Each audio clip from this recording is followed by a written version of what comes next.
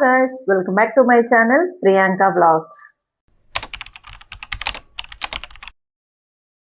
సున్నుండలు ఎలా ప్రిపేర్ చేసుకోవాలో చూద్దాం రండి. ముందుగా అయితే స్టవ్ వెలిగించుకొని ఒక బాండిల్ అయితే పెట్టుకున్నామండి. అయితే వేడైపోయిందండి. ముందుగా అయితే మనకు ఎంత క్వాంటిటీ కావాలో అంత మినపప్పు అయితే బాగా ఫ్రై చేసుకుందాం.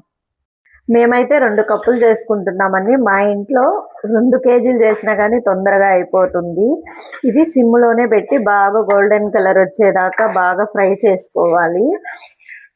నాకైతే ఇవి ఇక్కడ ఫ్రై అయ్యే లోపల నిలబడి కాలు నొప్పులు వచ్చేసాయండి. అందుకనే నేనైతే పైకి ఎక్కేసాను. ఇవైతే మంచిగా ఫ్రై అయిపోయాయి అన్నమాట. మొత్తం సిమ్లోనే పెట్టి ఫ్రై చేసుకోవాలి, అందుకనేసి లేట్ అవుతుంది. ఇవి మంచిగా ఫ్రై అయిపోయాయి. ఈ ఫ్రై ఎలా అయ్యాయో తెలుసుకోవాలంటే ఒక 2 తీసి నోట్లో వేసుకోండి. అప్పుడు పటక్కంటే అప్పుడైతే మంచిగా ఫ్రై అయిపోయినట్టు.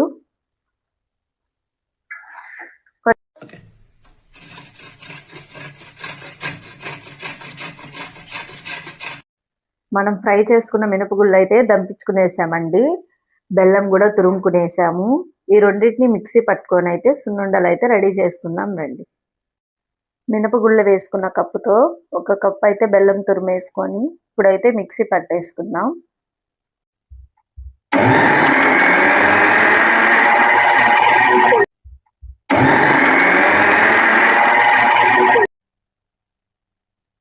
ఒక ప్లేట్లోకి అయితే తీసేసుకున్నాము. మిక్సీ అయిపోయింది.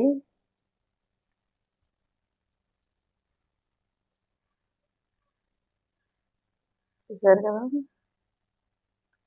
ఎంత బాగా వచ్చిందో. ఇట్లా మిక్స్ అయిపోవాలి బెల్లం బాగా పిండిలో.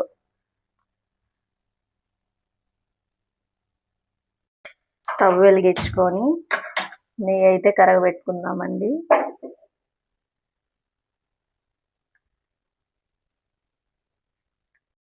ఉండలు లేకుండా పిండిని అయితే బాగా సాఫ్ట్గా కలుపుకోవాలి. నల్ల మినపగుండ్లతో కూడా చేస్తారు, కానీ ఎందుకో నాకు అవి నల్లంగా ఉంటాయి కాబట్టి నాకు నచ్చవు. అందుకని నార్మల్ మినపగుళ్ళతోనే చేసాం మేము. ఒకసారి మీరు కూడా ట్రై చేయండి. ట్రై చేసి కామెంట్ సెక్షన్లో కామెంట్ చేయండి. మంచి నూనెతో కూడా కలుపుకుంటారంట, కానీ నేను ఎప్పుడు అట్లా కలపలేదు. పిల్లలు తినరు అట్లా కలిపితే. మొత్తం నెయ్యితోనే కలిపితే వాళ్ళు కూడా ఇష్టంగా తింటారు. కొంచెం హెల్దీ కూడా ఉంటుంది. అందుకని నేను నెయ్యితోనే చేస్తాను ఎప్పుడు చేసినా. నెయ్యి అయితే కరిగిపోయిందండి. ఒకసారి స్వీట్ అయితే టేస్ట్ చూసుకుందాం.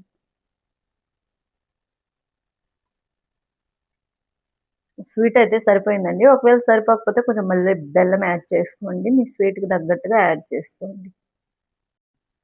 పిండి అయితే ఇటు సైడ్కి తీసుకొని మధ్యలో నెయ్యి అయితే యాడ్ చేసుకొని ఇంకా ఉండలు కలుపుకోవడమేనండి.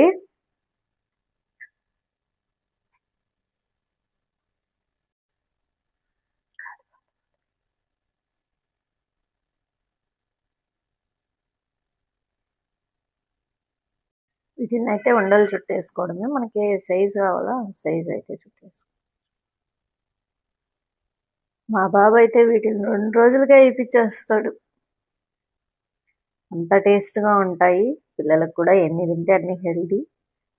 చూసారు కదా ఎంత బాగున్నాయో. బయట ఫుడ్ పెట్టే కంటే ఇలాంటి ఫుడ్ పెడితే పిల్లలు కూడా చాలా హెల్దీగా ఉంటారు. ప్రాసెస్ కూడా చాలా సింపుల్ అండి. చూడండి ఎంత కలర్ఫుల్గా ఉన్నాయో.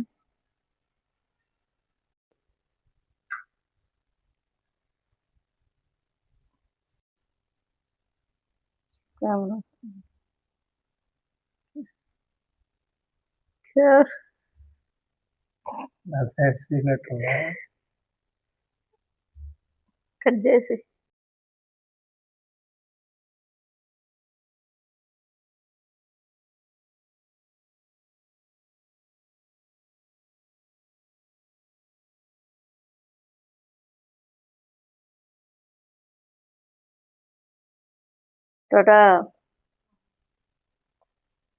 చేస్తా ఉన్నట్టు పెడితే ఓకే.